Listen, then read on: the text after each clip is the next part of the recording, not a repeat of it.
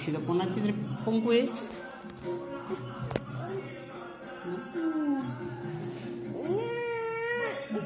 पिके आजारी पडलाय जरा. नाही ना तुला नाही ना.